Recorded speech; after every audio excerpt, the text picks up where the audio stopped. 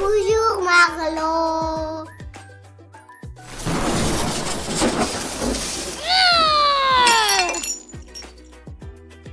Bonjour mon ami. Coucou. Aujourd'hui, je ne suis pas perchée en haut d'un chêne, la tête dans les nuages, à me réjouir de la beauté du monde. Ah ça non! Je suis assise par terre, les jambes et les bras croisés, les sourcils froncés, et je bouillonne de l'intérieur. Pourquoi? Parce que je suis en colère! Oui, une vraie colère. Imagine, tu construis la plus grande tour du monde en capla. Oh wow! Elle touche presque le plafond. Et là, crash! Ton petit frère éternue. Ou le chat passe sa queue. Ou le dinosaure imaginaire attaque. Bref, tout s'écroule. Et là, dans ton ventre, pouah, ça chauffe, ça serre, ça pousse, ça monte jusqu'aux joues. Tes mains veulent taper, ta bouche veut crier, tes pieds veulent donner des coups. Bienvenue dans le pays de la colère. Qu'est-ce que la colère? Excellente question, philosophe en herbe. La colère, c'est une émotion. Eh oui. Une émotion très forte, qui peut être plus ou moins rapide et très bruyante parfois. Elle arrive quand quelque chose ne se passe pas comme tu le voulais. Quand tu trouves que quelque chose est injuste. Quand tu es frustré, fatigué, ou que tu ne te sens pas respecté. Et toi, quand est-ce que tu te mets en colère? Quand mon petit frère prend mes jouets. Quand une copine m'empêche de jouer avec une autre copine. Parce que quand j'arrive pas à faire quelque chose, je me mets en colère. Oh là là là là là là. Voilà de très bonnes raisons de se mettre en colère. Maintenant, réfléchissons ensemble. Penses-tu que la colère soit mauvaise ou méchante?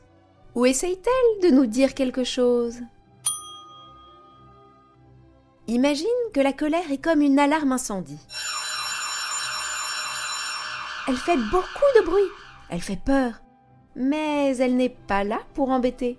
Elle est là pour dire « Youhou! Il se passe quelque chose d'important ici! » Sans alarme, on ne verrait pas le feu, n'est-ce pas? Ah oui, ça c'est sûr. Eh bien, pour la colère, c'est pareil. Sans colère, on ne verrait pas ce qui nous fait mal. Est-ce que tu connais Aristote? Non. Bon, lui, c'était un philosophe grec, il y a très longtemps, plus de 2000 ans. Mais d'ailleurs, sais-tu ce qu'est un philosophe? Je suis pas sûre, non. C'est quelqu'un qui se pose des questions, qui réfléchit au sens de la vie, qui cherche à comprendre le monde et les hommes. Ah, d'accord. Eh bien, Aristote était un de ces hommes-là. Il a beaucoup réfléchi sur le thème de la colère. Lui, il pense que la colère n'est ni bonne ni mauvaise. Se mettre en colère n'est pas du tout un problème. La vraie question est quand, contre quoi ou qui et comment on se met en colère. Par exemple, si tu te mets en colère parce qu'un ami a mangé ton goûter, ça semble normal, on peut dire que ta colère est justifiée. Continuons. Ton ami t'a mangé ton goûter et tu te mets à lui donner des coups et à le mordre comme un crocodile.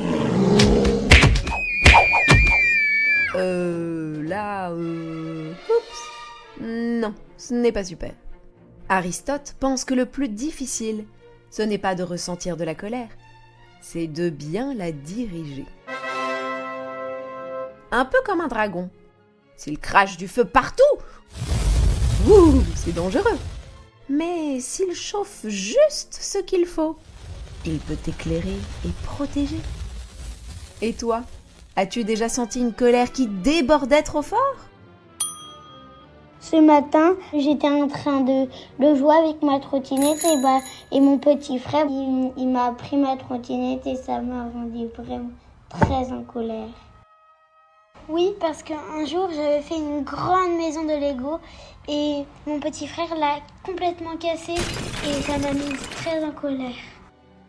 Un autre philosophe, Sénèque, lui, n'aimait pas trop la colère.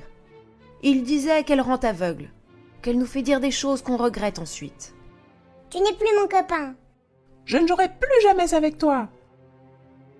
Tu sais, comme quand la bouche parle avant que la tête ait réfléchi. Sénèque comparait la colère à un cheval fou. Si tu ne tiens pas les rênes, il t'emmène n'importe où. Pour Sénèque, on peut entraîner son esprit comme un muscle. Par exemple, respirer doucement.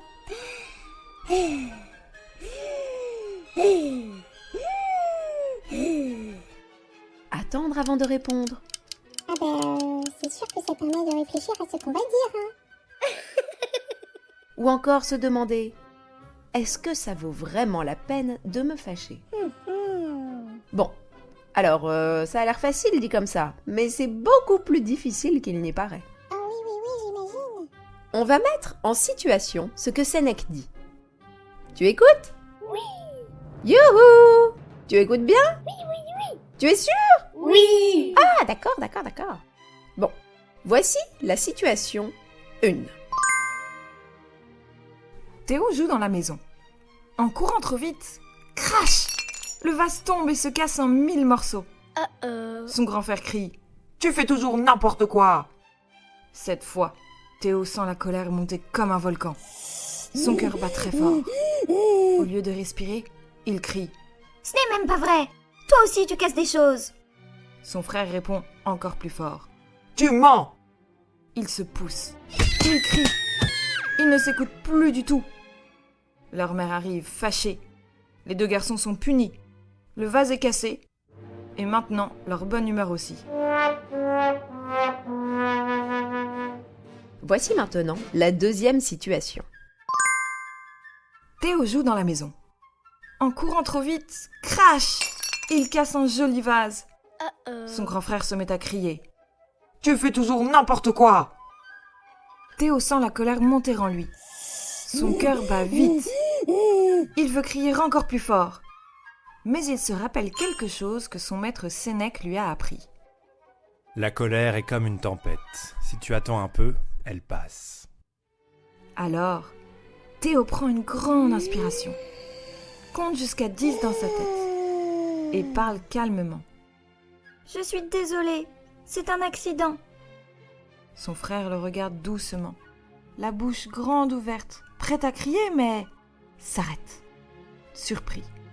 Il ferme la bouche, avant de gober une mouche, soupire et dit « Ce n'est pas grave, Théo, tu n'as pas fait exprès. » Ils ramassent les morceaux ensemble. Peu de temps après, leur mère passe dans le salon. Elle voit le vase cassé au sol et s'écrie « Oh non !» Puis observant mieux la situation des deux frères à quatre pattes en train de ramasser les morceaux, s'exclame « Je vais prendre la balayette et vous aider. Merci de nettoyer ensemble cette petite bêtise. » Et après, à table, et leur fait un clin d'œil. Plus tard, Théo comprend quelque chose. S'il crie aussi, la dispute grandit comme un feu qui s'embrase et devient incontrôlable. Mais en restant calme, il éteint la flamme. Extraordinaire. Alors, qu'en penses-tu? Laquelle des deux situations te semble la meilleure? La première ou la deuxième? Je suis d'accord avec toi. La deuxième est plus agréable. Mais bon, c'est certain que ça demande de s'entraîner, hein. Parce que, comme tu peux le voir avec tes parents, ça arrive de se mettre en colère. Tu sais quoi? Quoi? Ce n'est pas grave. Parce que vouloir supprimer la colère, ce n'est pas une bonne idée non plus. Ah oui? Oh non! La colère enfermée trop longtemps devient un ballon trop gonflé qui continue de gonfler et gonfler et un jour, paf! Alors, que faire? Comment comprendre quand, contre quoi et comment se mettre en colère? Voici un petit guide pour apprendre comment faire avec la colère. Tu pourras dire à tes parents que tu as eu l'autorisation de Marlowe pour te mettre en colère ainsi. C'est vrai? Si, et seulement si, tu suis bien nos étapes. D'accord? Oui, oui, oui, oui, oui. On va se mettre en situation. Tu es prêt? Oui. Attention, hein, parce que oui, tu vas te mettre en colère. Wouhou. La scène commence. Imagine. Tu es à l'école. Tu as passé très longtemps à faire un dessin. Un dessin incroyable, avec des couleurs éblouissantes. C'est un arc-en-ciel avec des petits nuages de barbapapa autour, des flamants roses qui volent, la fée Carabosse qui prépare à côté une potion magique dont seul toi connais le secret. Des petits crapauds à tutu en sortent en dansant. Tu es fier, vraiment fier. Tu le poses sur la table. Et là, un camarade passe. Et crac! Il déchire ton dessin. Et là, dans ton corps, ça monte. La colère arrive. Top! Première étape. Reconnaître la colère. Avant de crier, de taper ou de dire des choses trop méchantes, pose-toi cette question magique. Qu'est-ce qui se passe dans mon corps? Voyons. Mon cœur bat vite, mes poings se serrent, mon ventre est tout dur. Oh là là, j'ai chaud au visage. Ah! D'accord, c'est la colère.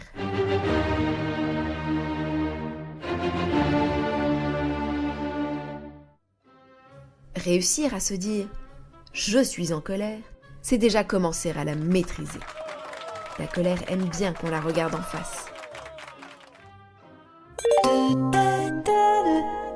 Deuxième étape. Ne pas faire n'importe quoi avec la colère. La colère te chuchote peut-être. Vas-y, pousse-le, crie, tire-lui les cheveux, gronde-le, déchire son dessin. Mais souviens-toi du dragon. Si tu le laisses cracher partout, ça brûle tout. Alors, on fait une pause spéciale colère. Ça s'appelle le 4-4-6. 4, 4, 6. Tout à fait, le 4-4-6. Pas facile à dire. Tu essaies de le dire vite? 4, 6. 4, 4, 6. Oh là là. Alors, en quoi ça consiste? Inspire par le nez en comptant 4 secondes. 3, 4. C'est bon? Oui. Ensuite, tu bloques ta respiration à nouveau pendant 4 secondes. D'où le 4-4. Tu bloques, tu arrêtes de respirer. 2, 3, 4. Puis, tu souffles fort par la bouche pendant 6 secondes. Mais non. 5, 6. Encore une fois. Et encore. L'idéal est de le faire 5 fois. Mais tu peux le faire 10 fois si tu en ressens le besoin. Oh là là. La colère est toujours là, oui. Mais elle est un peu moins sauvage.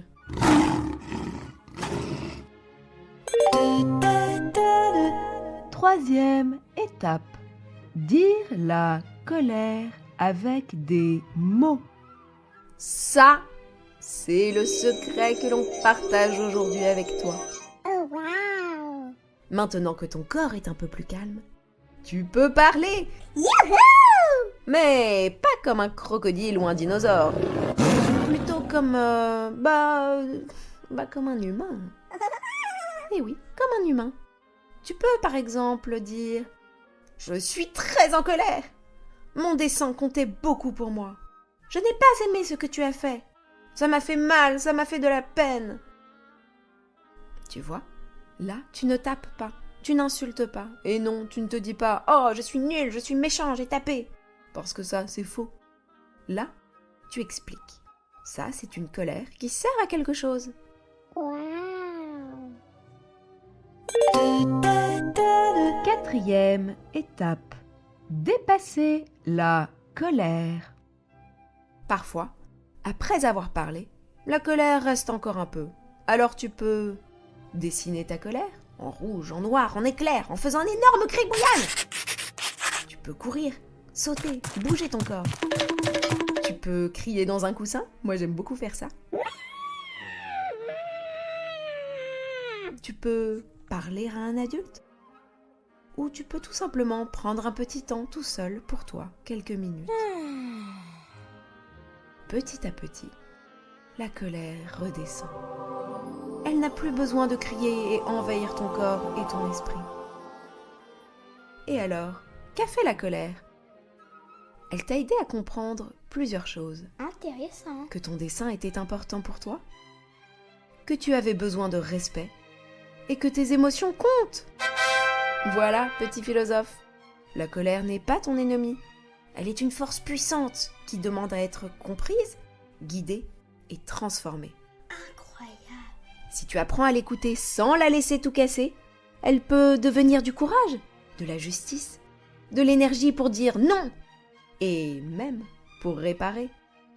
Alors dis-moi pour finir, quand tu es en colère, qu'est-ce que ton cœur essaie de te dire ? Comme toujours, j'ai adoré réfléchir avec toi, parce que philosopher, c'est aussi apprendre à mieux vivre avec toutes nos émotions, même celles qui font un peu de bruit. Et pour finir, que dirais-tu d'une petite blague de Marlowe ? Une blague de Marlowe. C'est parti! La maîtresse demande à Toto. Toto, que faut-il faire quand on est en colère? Changer de pièce, madame. Ah, c'est bien, Toto, pour se calmer? Non, pour que personne ne m'entende crier.